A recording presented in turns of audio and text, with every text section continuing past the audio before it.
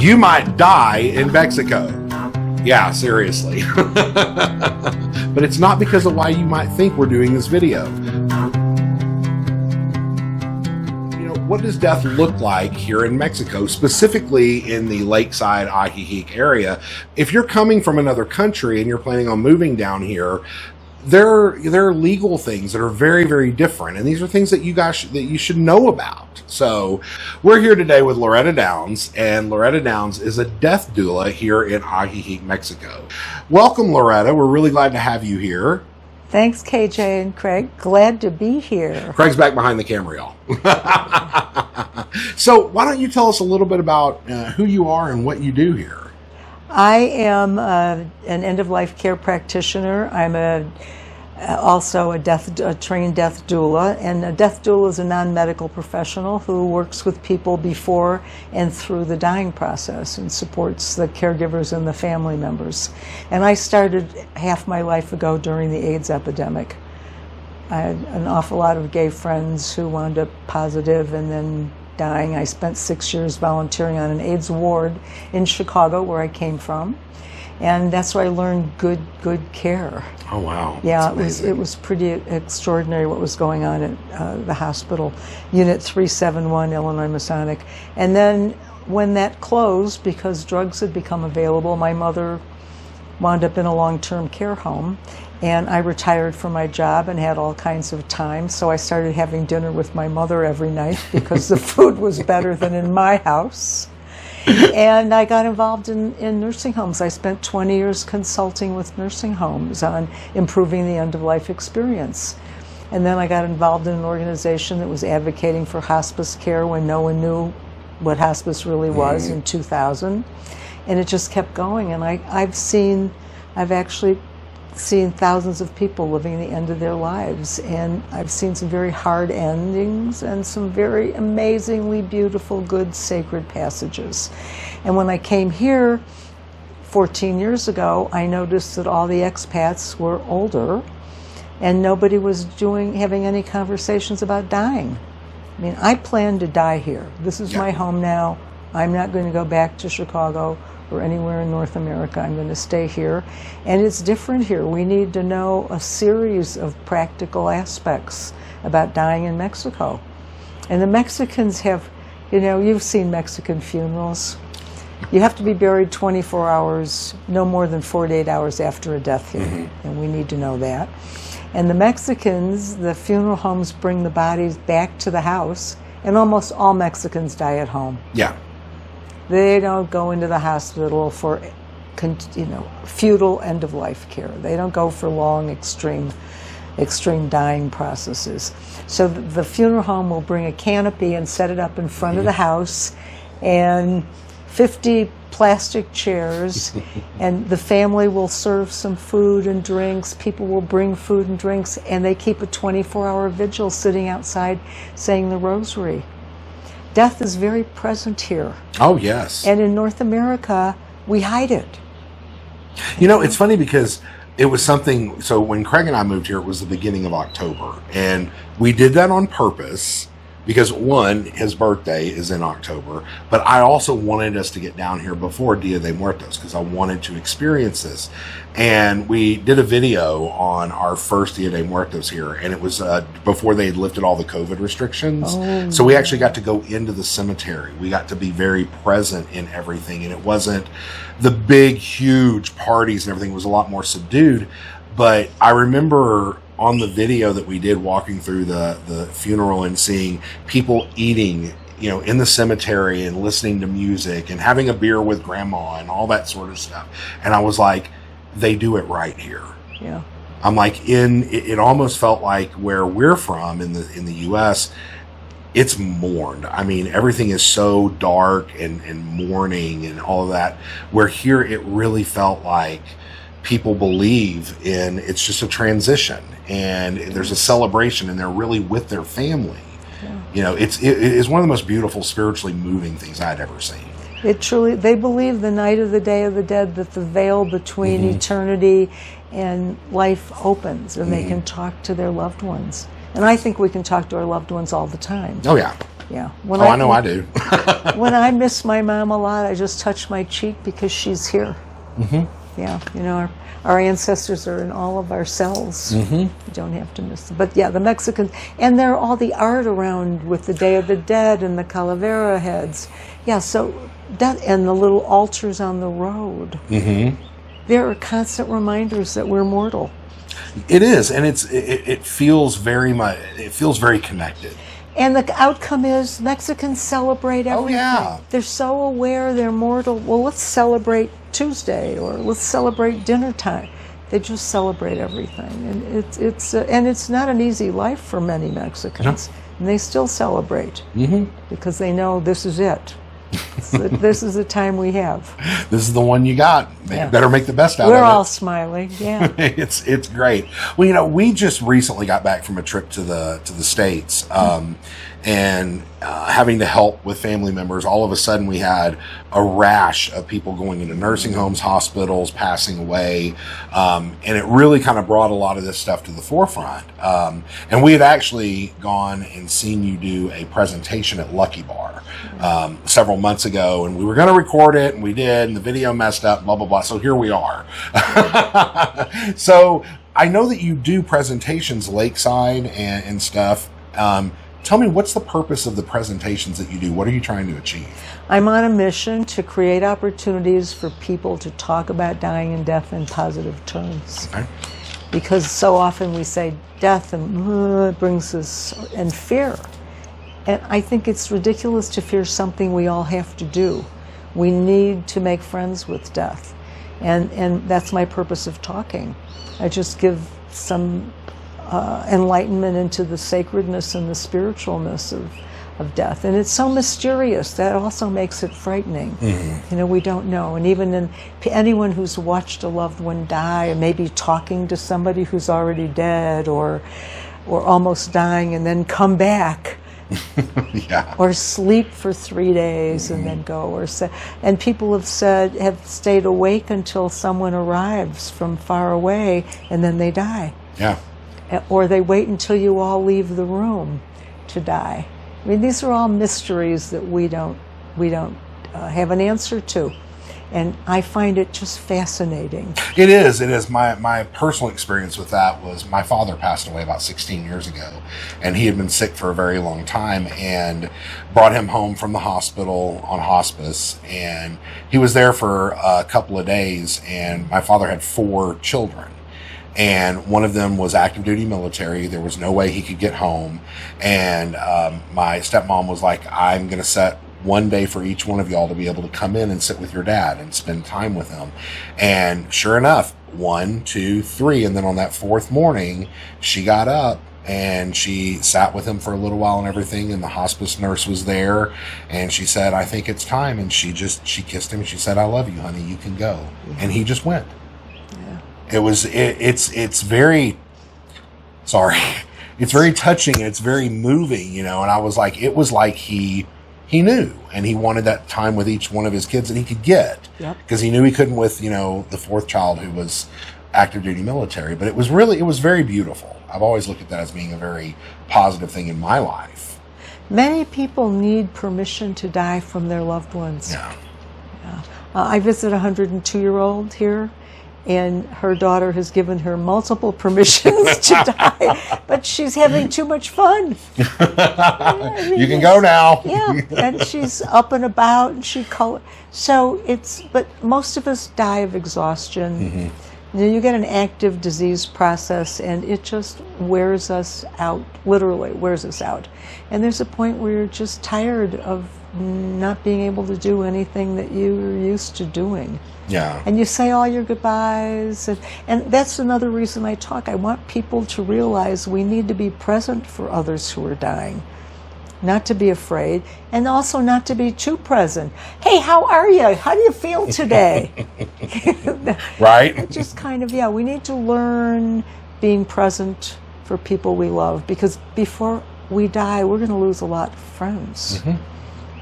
Yeah, and you know, so I know, like you were talking earlier, like up in the U.S., and a lot of this is going to frame around that frame of reference because you're from the U.S., I'm from the U.S. it is very common to be in the hospital, diseases or nursing homes, end of life. You've outlived your body. I mean, it's those sorts of things, where here it is a lot more common for people to die at home or spend the last days, months, weeks of their life at home. Do you see, and I know that we have small nursing home facilities and stuff like that here in the area. I've been to a few of them, but do you see a shift with the immigrants that are moving here? Are you seeing a shift in their desire to be more at home? Are they dying at home here, or are they looking to go into facilities and stuff like they're used to in the U.S.? Are you seeing a difference? It's all the same. Okay. The big difference is medical care in a hospital here we have to pay for. Right. So that does help decision making, because some people say that's not how I want to spend my last $50,000 Right. being on a ventilator and a feeding tube. Yeah. Here, in order to not be in a hospital to die, you need to have a medical directive and name someone who's going to speak for you and will get you out of the hospital and get home care. And we have our, home care here is so much more affordable than it is north of the border. Yeah. And good. And we have some wonderful small assisted living. We don't call them nursing homes because it's much more about basic needs and comfort. But I think Mexican culture focuses on comfort and quality of life. And that's what we have access to here. And this one, and plus we have this community.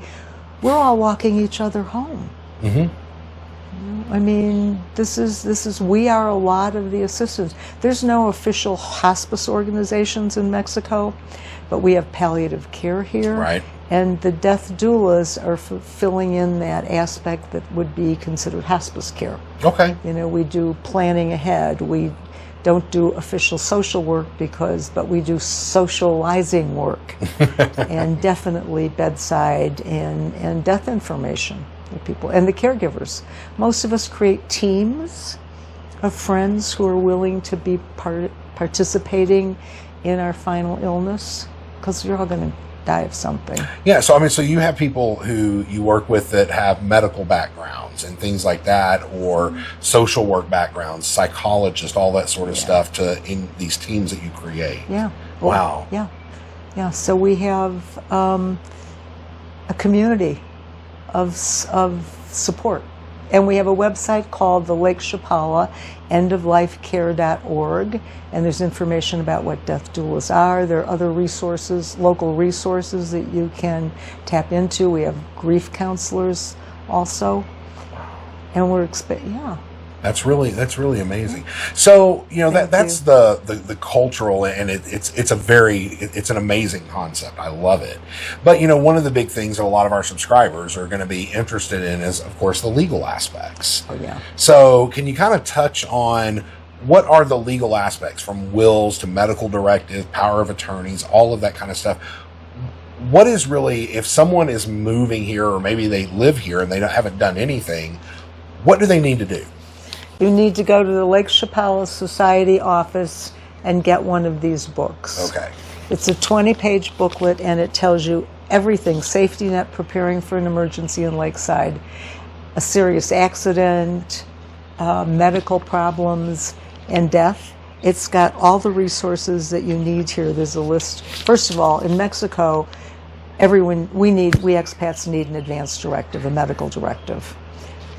Because if you're hospitalized, even if you have a spouse here, if you're hospitalized, the hospital wants to know that I have given legal authority to another person to make decisions if I can't. If I'm in a coma, if I have a terminal disease and I'm not likely to recover and I'm not speaking, if I've been in a terrible accident and I can't make my own decisions, someone else has to do it. And it's the same north of the border. With medical directives there, and only a third of people have them done. Right. It's a little time consuming, and somebody has to sit down and be thoughtful. But here it really does make a difference. And we suggest you keep a copy in the glove box in your car, keep some ID on your person all the time that says who your power of attorney is, and you have to pay for them here. Here, legal documents, wills, if you own property in Mexico, you have to have a Mexican will. If you are living here, and if you're visiting, you should have travel insurance too. Right. I mean, I think it's a really good idea. And you have to use a notario to do all these legal documents. Right. So it's more. And it costs, you can download advanced directives and wills north of the border, but here a notario has to produce them. Yeah, I know. Like we were just up north, and I was helping my sister-in-law. Her mother is going from the hospital into rehab, into nursing home, and all of that sort of stuff. And I sat down and typed up the will and the medical directives, and I did all of it. And that's not an option down here. No. Yeah. No. So you need to make sure you get a good notario. And even more important, everywhere in the world is the conversation. Yeah. I mean, you two, one day one of you is going to die before the other one, and one of you is going to get sick before the other one. You need to have a conversation just casually over a bottle of wine or beer. What if? And use examples like your family situation. What if I fall down the stairs?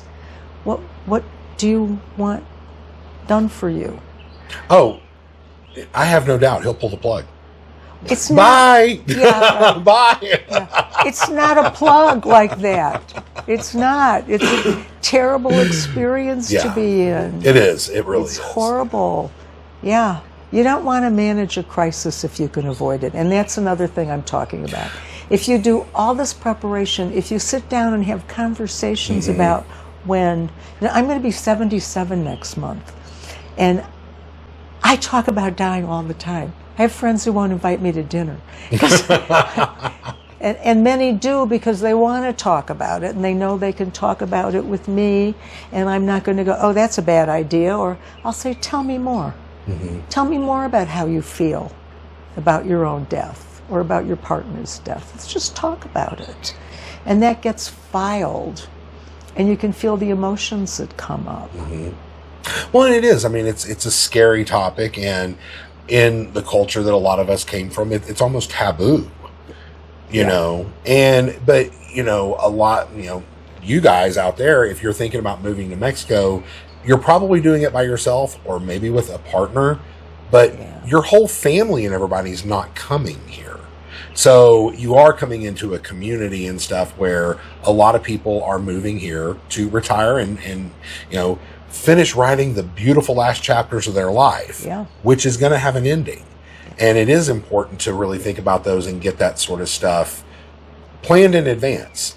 Oh, yeah. I mean, this is your life. Only you can give it a good ending. Right. And that's by setting up a plan. I make jokes. I tell my friends, if I'm on my deathbed, I want to be sure you tweeze my chin hairs because they grow. And I want lipstick on. I look dead already without it. And I want classical music playing. My sister would have me listening to country and western. Oh. And I want socks on my feet. I mean, I have all sorts of, I sleep with eye shades. It's important comforts to me, and I live alone. No one knows these things. So I've written it all out. See, that's so smart. Yeah. It is. So let's talk about something else. I remember during the presentation that we went and saw, and we actually have them here, and of course we haven't filled them out. We've been bad, and we should. But let's talk about these wonderful little things. Cruz, Roja, Chapala has 3 ambulances in Chapala. They respond to calls very quickly. They also have a hospital there for triage. And you can buy these emergency bottles, which you keep in your refrigerator. There's a magnet that you put on the outside of the fridge. And the Cruz Roja people, the EMTs, are trained to look for the magnet. And if the magnet's on the fridge, they look inside. This is on the fridge, fridge magnet. And your name is on the bottle. Everybody, you would need separate bottles. And inside, you record all your medical information. Okay. And if you go to let's say you're on 5 pills. The average 65-year-old takes 5 prescription drugs. Average. There are people who have huge pill bottles. Yeah. So you write all that down. If you go to the hospital without listing, they don't know what medicine you're on, you could get interaction from something else. It says, I wear glasses. If you get taken away in your sleep and your glasses are next to the bed, somebody needs to check, where are the glasses? So this is a very valuable tool. And updated, I changed doctors, had to make out a new one. You can go to Cruz Roja, they'll give you a new copy. There's so many things we don't have. If I fall and can't get up, call here. We don't have one of those yet. Right. Somebody want to start one? Come down here and start a system. There you go. Yeah, we're getting better technology. Yeah. But we have to be responsible for ourselves because our families aren't here. Right. And you're going to call friends. I have 5 neighbors with keys to my house. I locked myself out one night. 4 of them weren't home. So I've got a list of 10 people that I consider my team. And they all have each other's phone numbers and emails. If something happens to me, one of them will figure out how to get me. Yeah, I mean, we have a friend who's a neighbor, a very good friend that we've known for years, who happened to move here, and he was doing all of his paperwork, and he's like, I've got you guys down as my primary emergency contact. We're like, that's fantastic. So, and he told you that's too. Too. Oh yeah, absolutely. He told us. He's got his little Red Cross bottle in his freezer in his fridge too. So it's good. Yeah, it works. And then you don't have to think about it. You know, right now you get a pain, you go, oh my God, I haven't done all my work. I haven't listed all my stuff. And then you go, oh, I'm taken care of. It's done. Well, and the thing is, you know, kind of where we're talking about are, you know, end of life, kind of expected. There's also unexpected things. You know, we had a friend who passed away in the middle of the night, 52 years old, no medical problems, no nothing. You know, and very unexpected. You can get hit by a car. There's a million different things that could happen. And so it's those unexpected things, and then it's too late to do all of this sort of stuff. Yeah, if you own property, you really ought to have a will. Any assets, you have to check the beneficiaries on your accounts.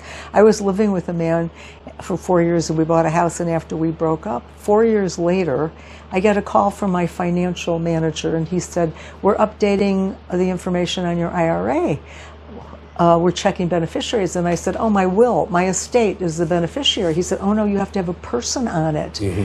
And I said, who's on it? And it was my partner, my former partner. And I said, oh, my God, if I had died, he and his new wife would have had a country house on me. Yes. So I said, fax me that paperwork. You really have to keep this. I call them problems of abundance. Oh, yes. If you have stuff, you have important jewelry, just make a list and be sure someone knows, someone's managing the list in case of an emergency. Yeah. I think, well, I'm a high empath, and I think about other people. And we need to do more of that. It is, because it is, you know, if you pass away and you don't have these sorts of things done, and I've been through this personally, the problems that people, you know, the people who are left have to deal with. They don't know what you wanted. They don't know. And then you have people who are fighting over this, fighting over that. And I tell you what, I'm from the South, and I tell you what, jewelry and guns are the 2 big freaking things people freak out about. Oh, yeah. You know, I mean, my stepmom, I told her, I was like, you better have a piece of masking tape on every gun in your gun closet with who gets what, and I don't want any of them. That's a good idea. Yeah. It really is. And make a list so they make don't a list, yes. change the and tape. all your jewelry, you know, have all of that set up, because I don't know who you want to get what. Yeah, people do argue over that. Oh, they do. And certainly, if we got this old, there's no excuse for somebody to be over 65 and not take care of business, really, because we do start dying. More of us die as we get older. That's it. A lot of people, the immigrants, are coming from Canada and the U.S., some Europeans. What would be the biggest differences between the end-of-life stuff that they're used to in their countries versus Mexico? Okay, one thing is the funeral rites, got to be buried immediately. They don't embalm here, and if you want to be embalmed, you can be. It's very costly. That's a different thing. If you die accidentally and your body goes to the morgue, it takes months to get it out. It's a very complicated regulation here. The funeral process, where to put the body here. Aren't most people cremated? Right. I mean... And you're not supposed to put ashes in the lake. I think there are lots of ashes in the lake. You can transport them home. To have them shipped home is I just met with the funeral director the other day. To have them shipped without someone taking them. They have to go in a special container. It's very costly. They have to have somebody flying, receiving them. So that's a big difference, because at home we know where to put them. Maybe on the mantle for a long time, or in the trunk of the car for a while. A little bit here, a little bit there. A little bit here, a little bit there. You can still do that, yeah. But so that's a quick. And right here in Lakeside, there are no grave sites left.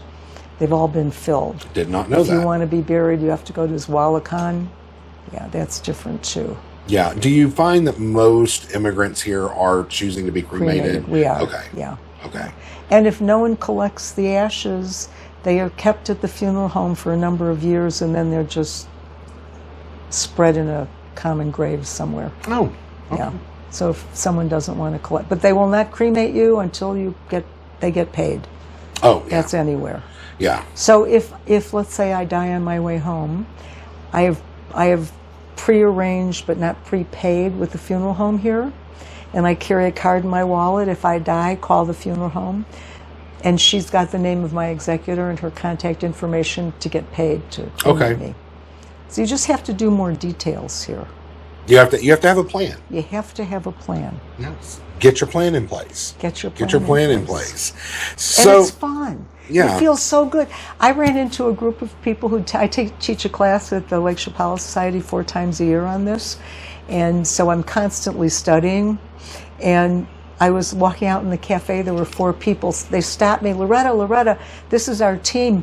We called ourselves the Grateful Dead. They're old hippies from California, of course. Yeah. That's wonderful. Grateful Dead. Yeah. So let's go. I kind of want to wrap this up, but I really wanted to. Can you tell our subscribers the Death Doula and your team? Let's say that somebody is approaching end of life. Yeah. What would that look like if they were to have you guys involved in that? What would that look like for them? We very often get contacted the week or 2 before someone's dying, and I'll describe a situation I just had. And people ask, there is no pill to die fast. There's no pill. And anything you do illegally or self-sourced could be very dangerous. And if you want to swallow a bunch of pills, you could throw them up and just mess up your brain. Right. So you have to be very careful. In Mexico, we have palliative care, which is pain and symptom management. We have a handful of doctors here who will do that. When you get cancer, you can have some big discomfort at the end of life. And we also have legal terminal sedation. The entire country of Mexico, it's legal. And the intention is when a person is suffering terribly, they might have terrible cancer pain or just pain, breathing issues, they can be sedated for the last few days of their life. And it's a choice. So what the death doulas would do, first of all, we meet with someone and we talk about the options.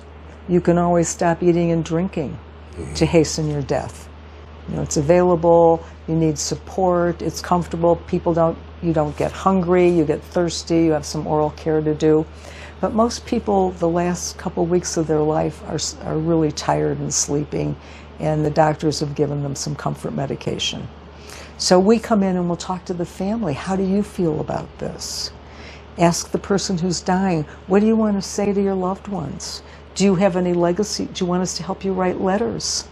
Do you want to do some video calls with people? Do you want to make a list of who you want to be with you at your deathbed? Do you want to tell us who you don't want to be with you at your deathbed? Right. You don't want George, your cousin, coming in. Do you want people to come from the north to be with you? Can we help you arrange that? Sometimes family will come in and they haven't seen their loved one for a while and they are just freaked out, and we'll help them through the process. We talk about what the physical dying process is, because there is a process. Eventually you just take that last breath, and I want it to be comfortable for everybody. Wow. We hold hands. I'm literally just amazed. Hold your hand. It's beautiful. Yeah. It's only a profession that's maybe 10 years old. It mirrors the birth doula profession. Yeah. And there are many training courses. You can go online and find training courses at different price points. There's some wonderful websites. If you just, we need to study this now. is no excuse for being older and not embracing a preparation for dying. Because when you know how to die, you live better. You make better choices. I think, yeah, all the people I've known who ever worked in hospice, or maybe, sometimes personal choices aren't the best ones, but we make better choices because we know time is limited. And I know, I ask people, I hand this 3x5 card out at my talk, and I ask people to draw a line on it, which I see you two didn't. No. Draw a line. Well, you were working. We were working. Just draw a line on it. I'm going to do this because it's a good exercise, and you can cut it or you can leave it. I have a pen. Okay. This is a time management exercise. Okay. Line. On one end is your birth and the other is your death. Draw a line where you are today. And I am getting really much closer to 90. I think that's what I can psychologically grab as believable. Right. And anything that's already happened, I can't change. I don't want to carry around guilt from something I can't change or fix. I don't want to carry around anger for something somebody did to me that we didn't work out. So I've worked out all of that. I don't want to feel bad at myself for some things I did that, I shouldn't have done. We all, Right. there are things We all. right. Yeah. Because this is my ooh la la time. What's left? Right. And I want to be prepared that death is here, not a little bit further away. And that's for all this advanced care planning. And then I have a better ooh la la time. Mm-hmm. And you have to review and update things. If you made your will 20 years ago or even 10, you need to look at it. Use somebody else's death, divorce, a diagnosis as perfect opportunities. A story in the paper said, oh my gosh, if that happened to me, I'm not ready. You want to be ready. Yeah, absolutely. Well, so if any of our subscribers were interested in contacting you, where can they go? How can they find you? I have a website. Okay. It's endoflifeinspirations.com, and you can contact me through that. And we will have that there on the screen for you guys to see. Okay, thank you. I really just have to say, it's always a pleasure to run into you and see you. I just adore you, but it's so good to see you. And we're smiling. We're talking about death, our own deaths even, and we're smiling. Yeah. But thank you so much for Thank doing you. this. I think this is such a Thank you. very critically important topic, especially for people who are immigrating to Mexico here. This is something that's very, very important because if you don't have things planned out and everything, the chaos that can ensue after you're gone for the people around you is just horrendous. It's horrendous. And Yeah. they're doing it long distance. Yeah. Makes it harder. Yeah, absolutely. Yeah. Well, thank you all for watching this. And if you haven't already, go find your truly remarkable life and make sure that you get your end of life plans in place. It's an act of love for all the people you love. Very well. That's a very good way of saying it. Well, thank you again. Thank you. Oh, you're so fun. Bye.